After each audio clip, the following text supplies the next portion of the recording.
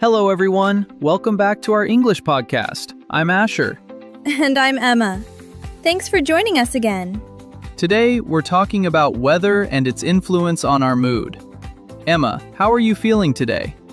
I'm actually feeling pretty good today.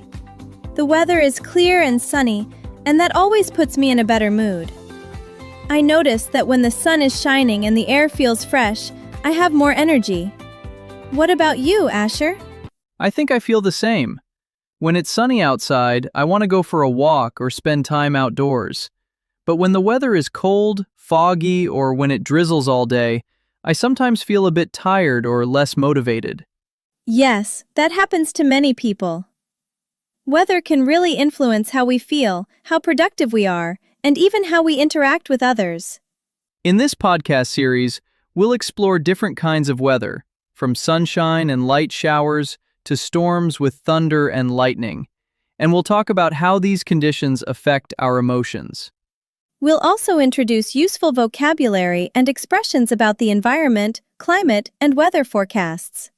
So get comfortable, relax, and let's start exploring how the weather shapes our mood and our daily lives. I think everyone has experienced a change in mood because of the weather. Yeah. Rainy or cold weather can sometimes make people feel tired or a little sad.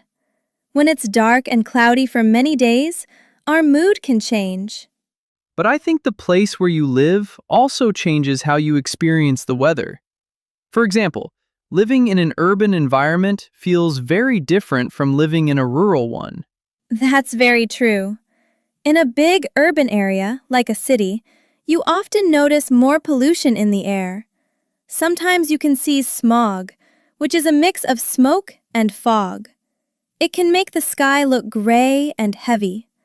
Yes, and that kind of weather can really influence how people feel. When the air is polluted and there is a lot of smog or smoke, the environment feels less pleasant. Some people even say that polluted air can make them feel stressed. In rural areas, the air is usually cleaner. You might still see fog or mist in the morning, but it often feels calm and peaceful rather than unhealthy. Right. And there's also a middle category called suburban areas. These are places outside big cities where people normally live in houses. So, whether you live in an urban, suburban, or rural environment, the weather and the quality of the air around you can really shape how you feel every day. Now that we've talked about how weather feels different in cities and the countryside, let's focus on one type of weather that many people have strong feelings about: rain.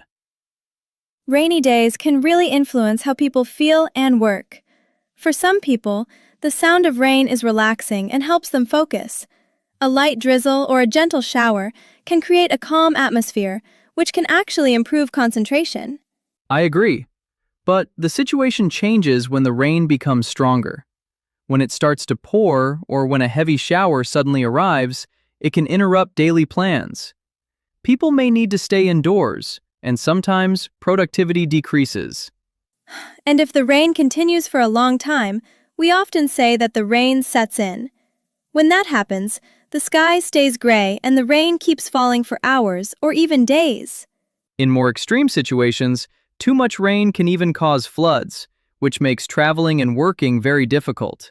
Many people say they feel happier when the sun comes out. That's true. When the sky is clear and the sun is shining, people often feel more energetic and optimistic. Sunshine can make the environment look brighter and more welcoming. Interestingly, scientists have studied this topic. Several global studies show that sunlight can improve people's mood. Sunlight helps our bodies produce vitamin D and can also increase positive feelings. That's why many people feel more motivated and active on bright, sunny days. But sometimes the weather becomes much more intense. Yes, storms are a good example of extreme weather. That means weather that is very powerful or unusual, such as strong storms, hurricanes, or blizzards. The loud sound of thunder and the bright flashes of lightning always scare me.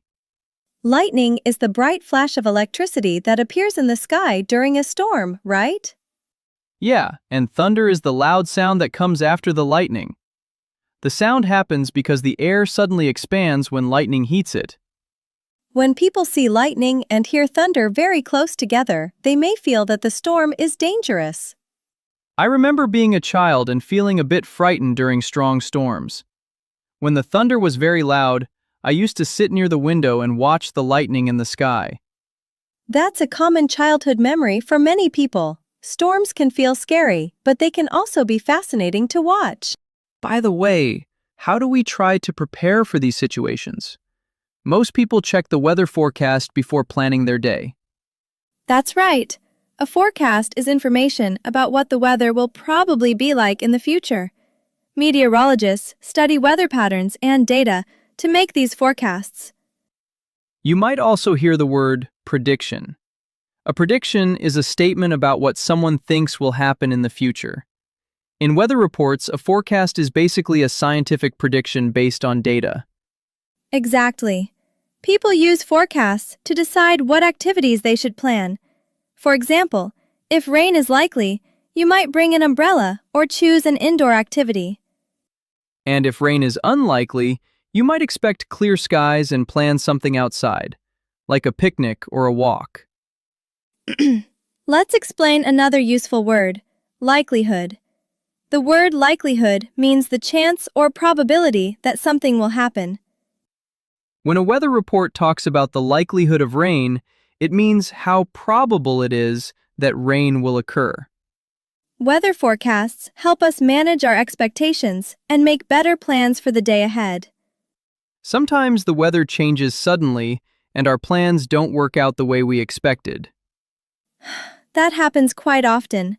For example, an outdoor concert or a sports event might be called off because of bad weather. Let's explain that expression. When we call something off, it means we cancel it. So if a football match is called off, it will not happen at the planned time. Another expression people use is cut off. This can happen during extreme weather. Heavy snow, strong storms, or floods can cut off roads or entire towns. Right. When something is cut off, it means people cannot reach a place or communicate easily because connections like roads, electricity, or phone lines stop working. Even though we plan carefully, the weather still has the power to change our schedules and influence our daily lives. The season itself can also influence how people feel for a longer period of time. Yes, especially during winter. In many countries, the days are shorter, the temperatures are lower, and there is much less sunlight. For some people, this can really get them down. That's a useful expression. When something gets you down, it means it makes you feel sad, discouraged, or less energetic. In winter, the lack of sunlight can affect our mental health. When people don't get enough natural light, they may feel tired, unmotivated, or less positive. In some places, winter also brings extreme conditions, such as very low temperatures, strong winds, or heavy snowfall. That's why many experts suggest spending time outside during daylight hours, even in winter, to help improve mood and energy levels. Weather not only affects mood and nature, but also changes our daily routines.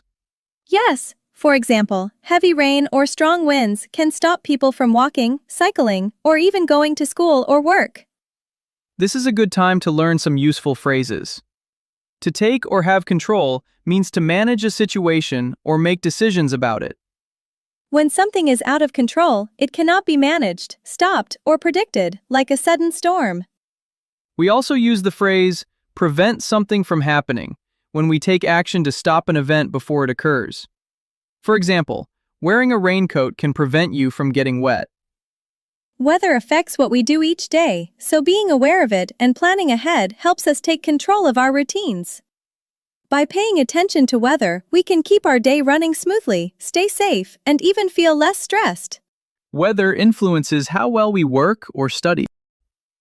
Sometimes tasks also take a long time, especially when bad weather slows things down.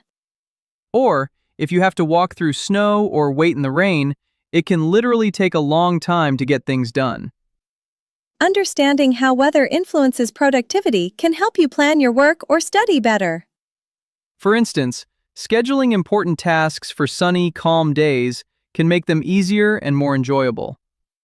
And on rainy or cold days, you might focus on indoor tasks that take a long time but don't require going outside. Weather influences culture and daily life in different countries. Yes, people react to weather differently all over the world. For example, some countries celebrate snow with festivals, while others focus on staying cool in hot climates. The phrase, throughout the world, is used to talk about something that happens in many places globally. And worldwide is another word with the same meaning. It describes something that happens across the whole planet. For instance, climate change is a problem worldwide.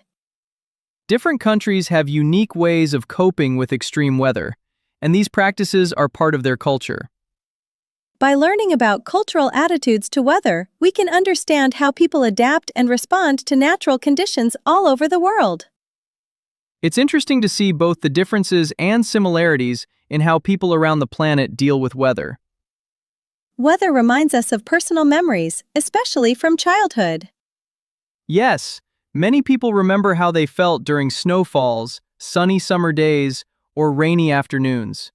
These memories often bring strong emotions. Let's learn some vocabulary for noticing things. To catch sight of something means to suddenly see it. For example, I caught sight of the rainbow after the storm. At first sight describes your first impression of something. For example, the frozen lake looked magical at first sight. And a glance at something means a quick look. For instance, I took a quick glance at the sky and saw dark clouds coming.